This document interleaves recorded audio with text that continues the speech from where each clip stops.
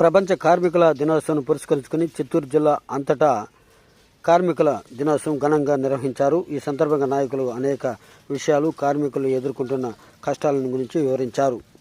ఈరోజు ఈ భారతదేశం మొత్తం మీద ఈ నరేంద్ర మోడీ బీజేపీ ప్రభుత్వం కార్మికులకు ఉన్న హక్కుల్ని కాలరాస్తూ కార్మిక హక్కుల్ని తొంగలో తొక్కుతూ కార్మికుల్ని మరింత హీనులుగా తయారు చేస్తూ ఉంది.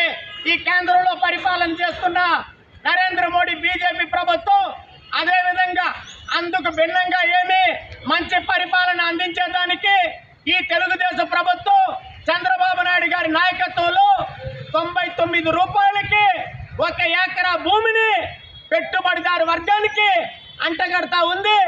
అవును, మేము అదే విధంగా జీవోలు ఇచ్చినాం.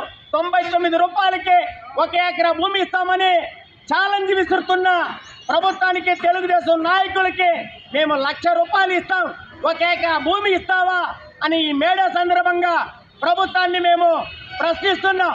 అంటే మొత్తం ప్రజానికానికి, పేదలకి, కార్మికులకి చెందాల్సిన ప్రభుత్వ భూముల్ని కార్పొరేట్ వాళ్ళకి అంటగట్టి మరి అందులో పెడుతున్న ఫ్యాక్టరీలు కార్మిక చట్టాలు వర్తించడం లేదు, సరైన కూలీలు లేదు, ఈఎస్ఐ లేదు, పిఎఫ్ లేదు, కార్మికులు సంఘం పెట్టుకునే హక్కు లేదు. మరి అందరికి వర్తించే ప్రభుత్వ భూమిని ఎందుకు అంత తక్కువ ధరకి ఇస్తున్నారని ఈ ప్రభుత్వాన్ని నేను ప్రశ్నిస్తున్నా.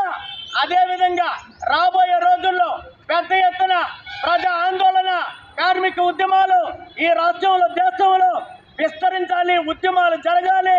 కార్మికుల పక్షాన కార్మికులందరూ ఐక్యంగా ఉండి, పేదలందరూ ఐక్యంగా ఉండి పోరాడితే తప్ప మన సమస్యల పరిష్కారం అయ్యే పరిస్థితి లేదు.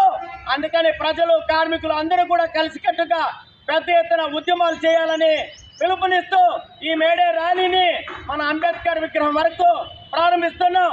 కార్మికుల ఐక్యత, కార్మికుల ఐక్యత, కార్మికుల